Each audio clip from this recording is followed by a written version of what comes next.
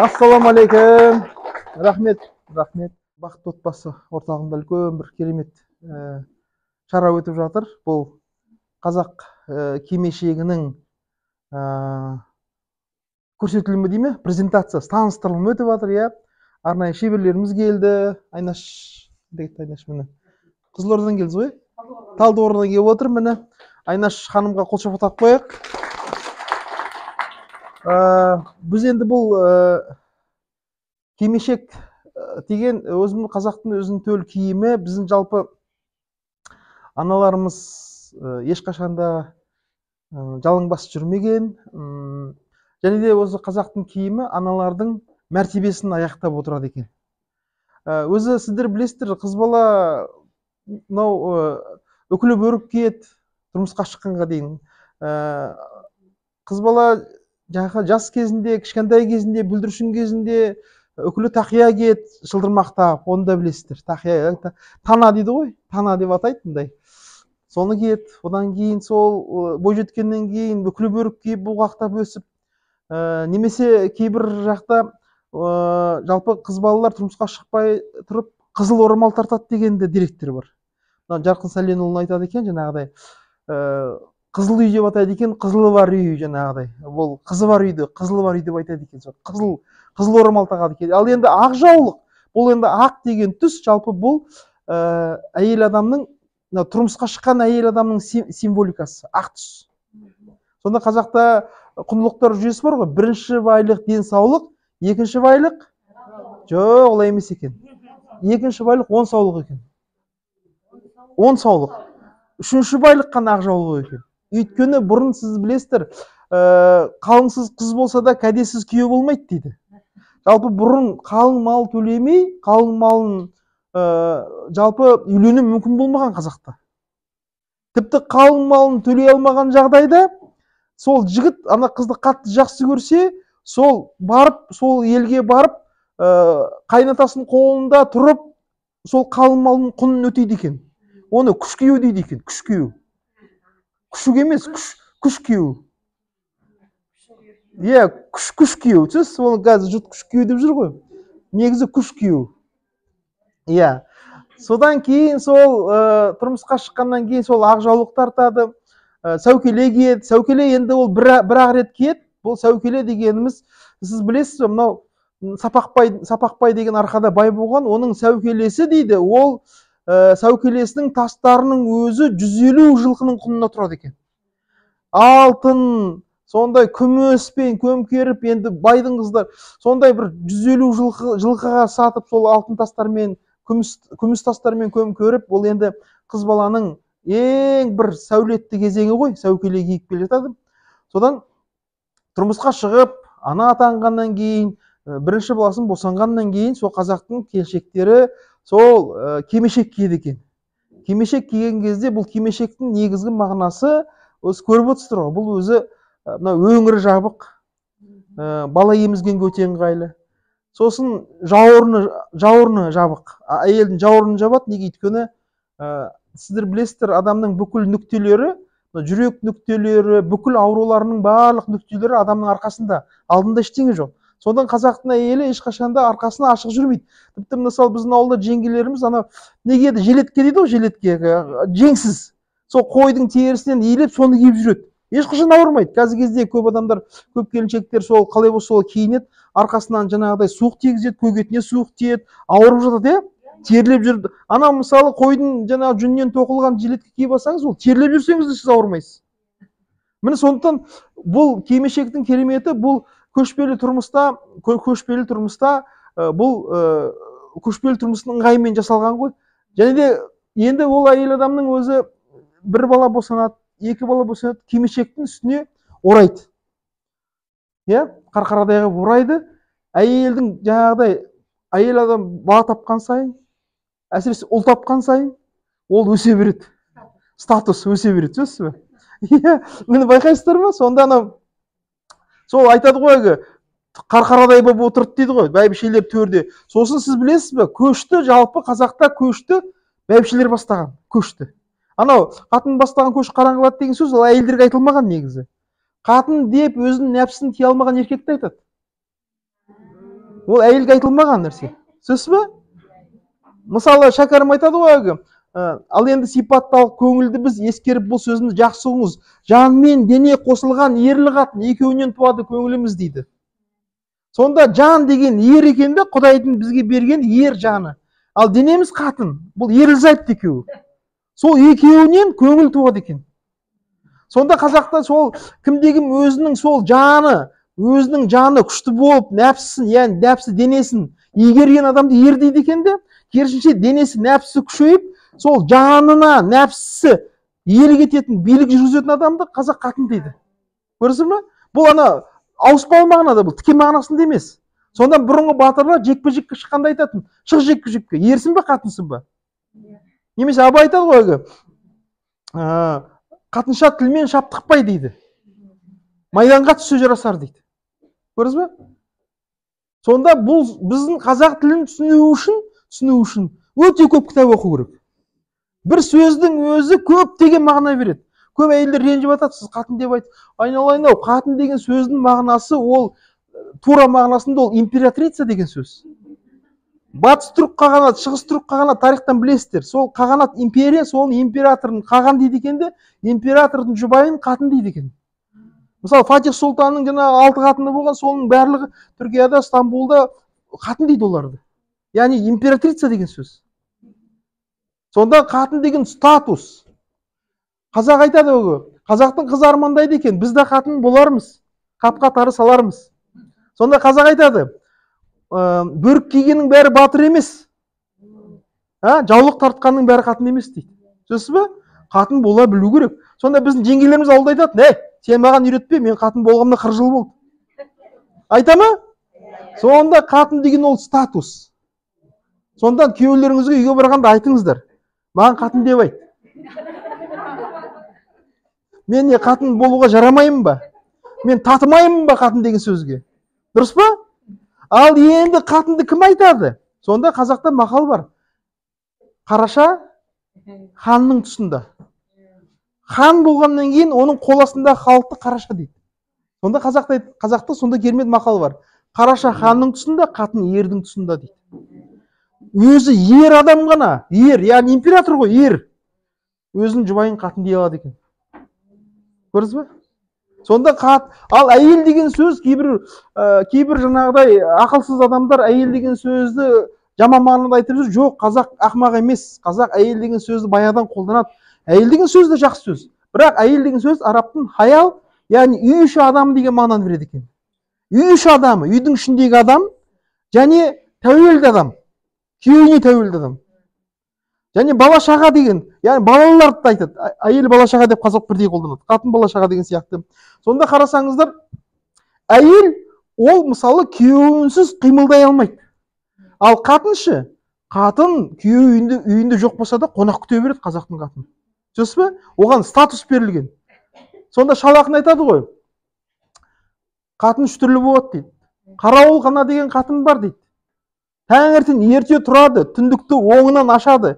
Кетіп бара жатқанға көз салып, өтіп бара жатқанда адал алады дейді. Қарауыл ғана. Яғни қазақ айтпай ма, ерте тұрған қатынның бірі артық. Сонда не өтіп бара жатады? Адамның таңертең несібесі өтіп бара жатады екен ғой. Соны ерте тұрған қатын соны адал алады дейді. Сұрамайды ештеңеден. Жалынбайды, адал алады дейді. Екінші қатын бар дейді, қыналы бармақ деген дейді. Жалпы мына қына дегеніміз, ақыл басқа бітеді, қына тасқа бітеді дейді. Қына деген бояу. Сонда мынау түріктерде тұрмысқа шыққанда әйелдің жаңағы алақанын бояйды қынамен. Бояйды. Ол әдеміліктің белгісі. Ал қазақта қыналы бармақ деген шебер деген сөз. Шебер. 10 саусағынан бал тамған әйелді қазақ айтады, шебер, қыналы бармақ дейді. Және ол әйелдің идеалы қазақ ұғымында. Сонда Шолақ айтады, қыналы бармақ деген қатын болады дейді. Азды көпте қылады, көпті көлде қылады. Тамағына қылшық жұқпайды, киіміне күр жұқпайды. Дүниесінің бәрі таза болады. Ер егіз, еңбекті жалғыз деген байының, ерінің бар жоғын білгізбейді. Бұл қатынның идеалы қыналы бармақ. Бұл дейді, маңдайының бағы бар елге жолығады дейді бұндай ел.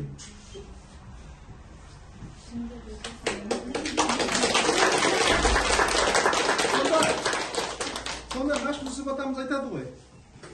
Құдай оңғарайын деген адамға дейді. Құдай оңғарайын деген пендесіне қатын лайықты болып тұрады дейді. Ол қатын дейді, ол еркектің киімі сияқты дейді. Егер ол жақсы болса дейді, ерін бірінші отбасына, бала шағасына, одан кейін туған туысқандарын айналасына жалпы жұртқа жақсылық көрсетеді дейді.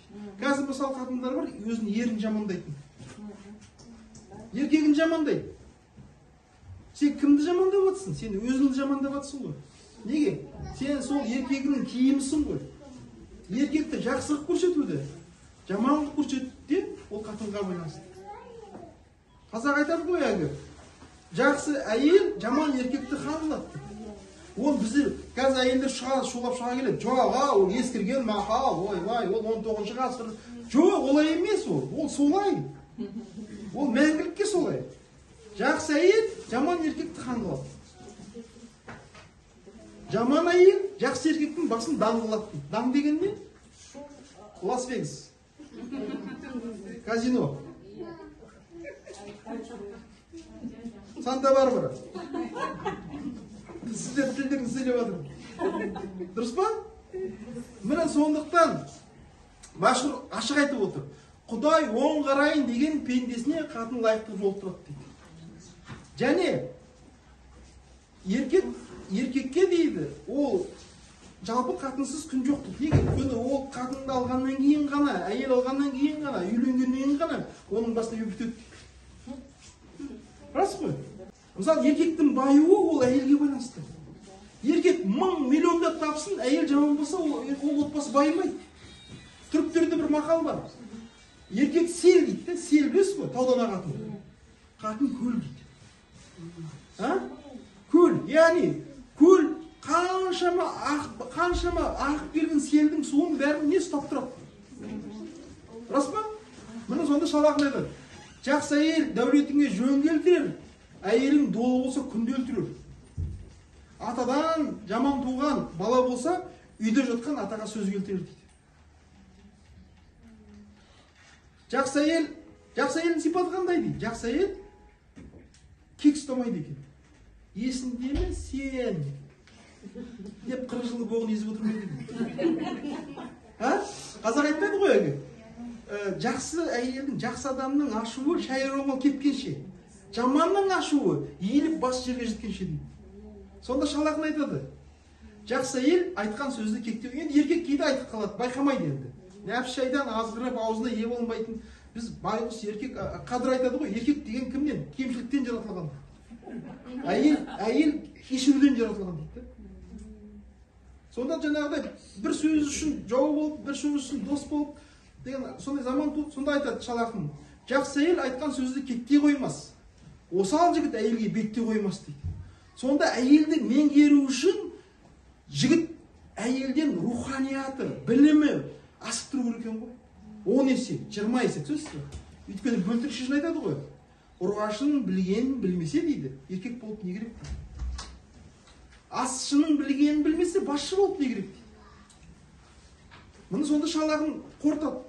Жақсы әйел айтқан сөзді кекке қоймас. Осал жігіт әйелге бетке қоймас. Біздің ауылда айтатын, бұл жаман дейді. Бұл жаман дейді. Неге дейсің? Ол қызға сөз айтуға жарамайды дейді. Оның руханияты сондай төмен, сөзсіз бе? Намыссыз, жігерсіз. Ал сонда қазір көп адамдар айтады, жаңағыда мен әйеліме сөзім өтпейді дейді. Ол неге өтпейді? Өйткені сен әйелді меңгере алмай тұрсың. Сен әйелді меңгеруің керек. Тыныштықбек айтады. Әйелдің бойындағы дейді. Әйелдің бойындағы шайтан дейді. Шайтан біздің бойы бәрінде ол. Еркектің бойындағы періштені көріп дейді. Соған ғашық болып, иіліп, өзі келу керек дейді. Әйелді күшпен ала алмайсың дейді. Оны ұрып, жаңағыда соғып ала алмайсың дейді. Ол саған дейді, біліміңе тәнті болып, өзі иіліп алдында сені жаңағыдай мажына айтқандай, сенің арыңа тәңірдей табынып тұрған, яғни әйелді еркек қалай бағындырады дейді, тек қана біліммен дейді. Біліммен, руханиятымен бағындырады деп отырмын. Сонда шалақта енді қалған екі жол бар, ол сөз ауыр қабылдамаңыздар, сіздерге айтылмаған. Ондай әйелдер бұнда жоқ. Сонда шалақта айтады, жақсы әйел айтқан сөзді кетке қоймас. Осал жігіт әйелге бетте қоймас. Жауыз қатын қабаған ит сияқты ер жігіттің түбіне жетпей қоймас дейді. Ренжімейсіздер ғой? Өйткені осындай шын мәндегі жаңағыдай көп еркектер, біздің қазіргі кезде жалпы мынау еркектер ауылға барсаңыз, ылғи кемпірлер шал жоқ қой. Байқайсыздар ма? Бәрі шал қырылып қалған. Байқайсыздар ма? Қай ауылға барсаңыз, аста тойда ылғи кемпір отырады 80-90%. Шал қайда сонда? Сонда былай екен ғой. Ер адамдардың несі нәзік болады. Жалпы табиғаты. Олар бір сынса, оңалмайды. Әйелдің қырық жаны бар. Сондықтан бұрынғы ауылдағы ақсақалдар неге ұзақ өмір сүрді? Өйткені бұрын ақсақалға деген, жалпы ер адамға деген құрмет болатын. Әйел адам өзінің орнын білетін. Қалай біз еркек пен әйел теңестірдік, еркектер қырыла бастады. Неге? Өйткені еркекке деген сұраныс болмай қалды. Еркекке, күшке, қуатқа, білімге, парасатқа деген сұраныс. Енді қазір тәуелсіздік алғаннан кейін сол сұраныс оянып келе жатыр. Ол сұраныс қайдан пайда болады? Ол ақ жаулықтан басталады. Ол кимешектен басталады. Сөзсіз бе? Ол төмен етектіктен, жаңағы сіз ұзын көйлек киесіз ғой. Сол төмен етек дейді. Төмен етек деген не сөз? Төмен етек деген сенің ұятың, арың, сөзсіз бе? Етек қысқарған сайын адамның ақылды қысқара бастайды. Міне қазір сұраныс пайда болды. Сонда осындай орталықтар неге ашылып жатыр? Өйткені әйелдер түсінді. Әйел өзінің табиғатын түсінбей, өзінің орнын түсінбей, отбасында бақыт болмайтынын түсінді әйел. Сөзсіз бе? Өйткені еркек ол дегеніміз отбасына неге кетеді? Өйткені отбасында жылу болмағаннан кетеді. Қазақ бұрын әйелді отанасы деген. Отанасы деп не дейді сөз? Үйдегі отты жағып отыратын. Қазір ешкім от жақпайды ғой. Мәселе от жағуда емес. Мәселе не? От деген не? Ол комфорт. Ол жылылық. Ол микроклимат. Онда үйден ешқашан еркек кетпейді. Егер миын жей берсең мысалы, жұрттың бай сияқты, менің байым сұмырай сияқты. Жаңағыдай неше түрлі сөздерді айтып, дүниеге, соның бәрі құртатын негіз дүние ғой, дүние. Ал шын мәнінде қазақ не дейді? Қазақ айтады. Мен енем айтатын, аспанда ұшар қос қарлығаш, Құдайым қосар болсаң, жақсыға қос. Жүрсек те, қол ұстасып тұр жалаңаш дейді. Ол қазақтың бұрынғы әйелі жақсыға тұрмысқа шығуға тырысқан. Материалдық игіліктер, үй, машина, ақша, ол өлшем болмаған тұрмысқа шыққанда. Жақсыға шыққан. Сонда кеше Жамбыл Артықбаев ұстазымыз сөйлесі сонда. Жақсы деген кім дейді? Жаман деген кім дейді? Жаман деген дейді, өз басын өзі алып жүре алмайтын адам дейді. Ақша таппайтын, жұмыс істемейтін, өз-өзін сыйламайтын, малдан басқа ештеңе білмейтін. Махамбет айтады ғой, жаман деген кім дейді? Жаман деген дейді, жамандарға қарасам дейді. Жамандарға қарасам, малын көрер жанындай дейді. Сонда жаман кім? Оның ары да, ұяты да, бәрі малда. Ол мал үшін жанында арынды сатып жүреді. Сол жаман екен ғой. Ал жақсы кім? Жақсы, малым жаным садағасы, жаным арым садағасы. Сонда қазақ осындай талған болған қазақта, түсінік болған, сөзсіз бе? Қазақтың қызын сөйтіп тәрбиелеген. Сонда қазақтың қызы тұрмысқа шығатын кезде жігітті сынайды екен. Өзі арқырап ағып жатқан тау өзенінің жиегінде тұрады екен де жігітке айтады екен: жақсы болсаң келерсің судан өтіп, жаман болсаң қаларсың суға кетіп. Бар ма? Сіздер сынайсыздар ма тұрмысқа шыққанда? Қазір қыздар сынай ма? Қазір ақшаң бар ма? Үйретпейді. Неге? Өйткені оны үйрететін шешелер. Қазақ шешесіне қарап қызын алды. Сіз өзің білмейсің, қызыңа не үйретесіз? Міне сондықтан қыздарыңыз бақытты болсын десеңіз, жақсыға тұрмысқа беру, жақсыға. Біреулер айтады, сонда бәріміз жақсыға шығып кетсек, жамандарға кім шығады? Мен айтамын, ол сендердің проблемаларың емес. Қазақ айтпай ма? Қуды қу табады, шұқанақты су табады дейді. Тең-теңмен, тезек қағымен. Ол проблема емес. Проблема. Сосын енді қараңыздар. Қызыңыз тұрмысқа шықса жақсыға, екі жақсы қосылса, аймен күнде, мал да келеді. Үй де болады. Бірлесіп отырып жасайды олар. Неге? Өйткені олар ұрыспайды ғой.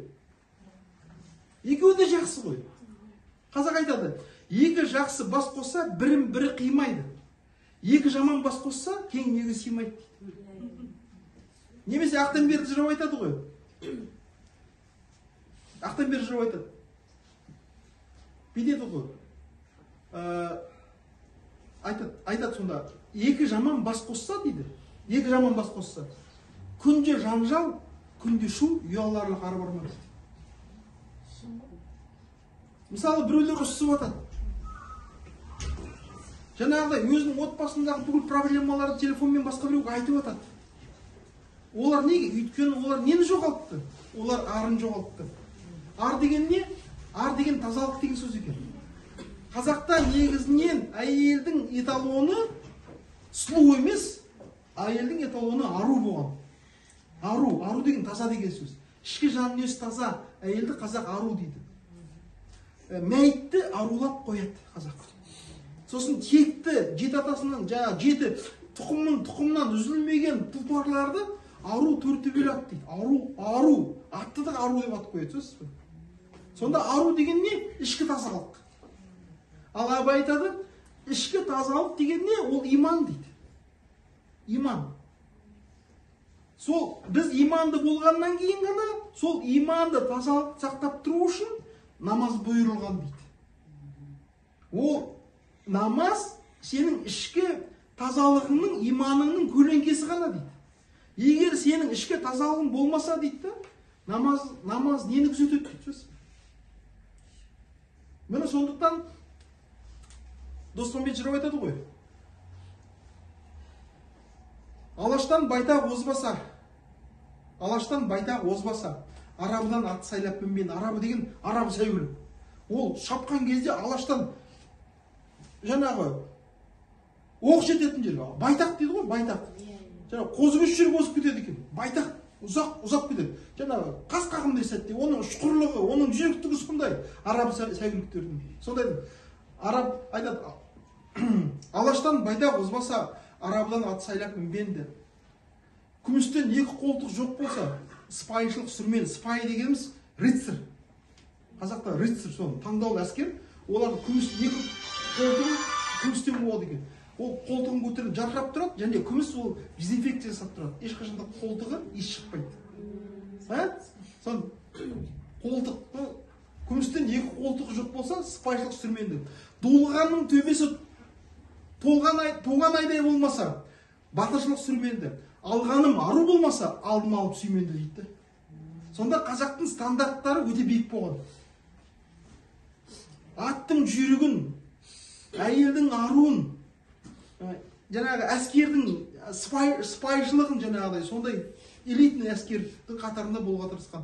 Сонда қазақтың жаңағы осыншама ұлан-ғайыр жерді иеленіп біздің бабаларым, әлемде 9-шы орын алады. Ол сіздер ойламаңыздар, ол жайдан жай, Құдай тағала сіздерге жайдан жай бізге бет алды бере салды деп. Бұның ар жағында мінсіз дүниетаным, парасат, ақыл, бірлік, керемет, дін, ажайып қазақтың әлемі тұр. Сол әлемге сіздер бүгін мені қош келдіңіздер. Біз адасып, адасқан айып жоқ дейді. қайтып үйіріп тапқан соң біз сол қазақ әлемін қайтадан тауып жатырмыз. Сол қазақ әлемін сіздер тауып, шөліркеп, бас қойып, сусындап жатсыздар. Неге? Міне сіздерден кейін жақсы қыздар туады. Сіздің қыздарыңыздан жақсы немелер туады. Неге? Өйткені бұл тектілік осылай келеді. Тектілік білім арқылы келеді. Ол дүние табылады. Қазақ айтады, дүние қолдың кірі дейді, сөзсіз бе? Мәселе, жақсымен бірге тұру керек. Қазақ не дейді? Жақсымен өткізген жарты сағат, жаманын өтіп өткен өмірінде дейді. Сол жақсы, ал жақсыны кім береді сіздерге? Жақсыны сіздер туасыздар. Ол жақсы туады екен, сөзсіз бе? Ол бар ғой, оны тәрбиелей алмайсың. Сөзсіз бе? Қазақ не дейді? Есек тұлпар болмайды баптағанмен. Жаман жақсы болмайды баптағанмен дейді, сөзсіз бе? Ол туады. Сондан қазақ не дейді? Алып анадан туады дейді. Алып ананың тәрбиесімен өсиет деген сөзді естіген жоқпын мен. Сіздер де естіген жоқсыздар, иә? Қазақ не дейді? Туады дейді. Алып анадан туады, ат бейден туады дейді. Ал сонда жақсын туу үшін әйелдің өзі жақсы болу керек. Тиген бай жақсы болу керек. Сонда алтынға бриллиант орнатқандай екі жақсыдан, ай мен күндей жақсыдан керемет балалар туып, осы қазақтың туын ұстайтын балалар. Сонда кім айтады ғой, мына Мәделі қожа айтады.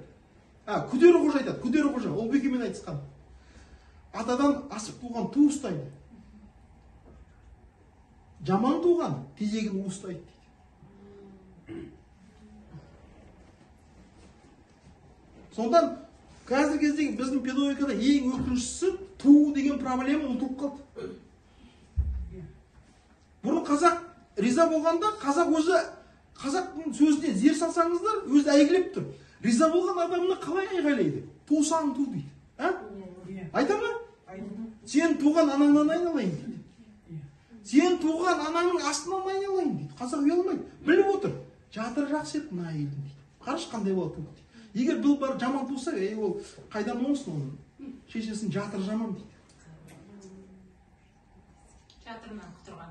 Иә, міне сондықтан осы мына кимешек, осы орамал, әдеп не үшін керек? Осының бәрі рухани тазалық сақтау үшін керек.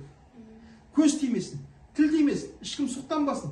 Және де кимешек киіп, осындай қарқарадай үстіне жаулық орап жүрген әйелге есі дұрыс еркек жоламайды. Көзін де салмайды, сөзсіз бе? Сізге құрмет көрсетеді. Егер сіз өзіңіз жалаңаш жүрсеңіз, қатын ба, қыз ба қалай арасыз? Қазақ айтады ғой әлгі. Бүлдіршін деген түйенің ұрғашысы екен. Әлі келеге түспеген, боталамаған. Бүлдіршін көзін сүзбесе, буышын бұйдасын үзбейді дейді.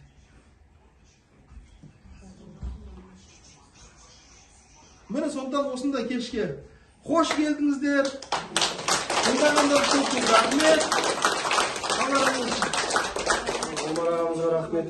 Бабалардың сара жолын, рухани құндылықтарын дәріптеп, Абай атамыздың өшпес мұраларын насихаттап жүргеніне Алла разы болсын дейміз. Расымен өте керемет дәріс болды. Жақсы ойлармен бөлісті. Сіздерде біраз нәрсе түйіп алған сияқтысыздар. Енді бір жағынан Абай атамыз жақсы танымадсек, әйелдерді жақсы танып қалған сияқты Омар ағамыз. Рахмет. Ал енді кешіміз жалғастырайық, пікір алмасулар болсын. Енді Омар ағамыздан кейін кім сөйлейді? Әрине, жүрек жұтқан адам сөйлейді ғой. Ол арамызда біздің Ырза апамыз, этнодизайнер дейміз, кемшілікті қайта дәріптеп жүрген, үлкен жанкешті ерліктер жасап жүрген апамызға бір сөз кезегін берейік. Сіздің де айтарыңыз бар. Бақытты отбасы шаңырағында күн-түн осы қыздар, үйреніңдер. Күн-түн осы. Анау шеберлік сабақтары жүріп жатады, осындай кештер жүріп жатады. Содан кейін оған қосымша Ырза апаның өрісін естисіңдер. Сондықтан мына ұлттық дүниенің басына келгеннен кейін ақшаның құлы емес, ұлттың салт санасының құлы болғанымыз дұрыс. Жарайды ма? Енді уақыттарыңызды алмай мені сөйлетіп қойсаңыздар, мен Омаржалел бауырыммен екеуміз қол ұстасып біраз жерге барып Омар бауырым айналайын, үлкен рахмет. Жаңа айттым, кимешектің прямо бүкіл несінің жаңа бүкіншілігімен бәрін айтып жеткізші біздің қыздарға деп. Міне осындай орталық ашылды, қаншама Қазақстанда орталықтар ашылып жатыр. Мына кім Омар Жәлел сияқты бауырларымыз қазір төрден түспейді. Қазір ана Гарвардты, Оксфордты бітірген жаңағы азаматтар емес, осындай міне Ардақ Назаров, міне Омар Жәлел, осындай бауырларымызды бәріміз сағынамыз, бәріміз шөлдегенбіз, барлығымыз мынау модадан барлығымен тойғанбыз. Текті халықтың балаларымыз ғой.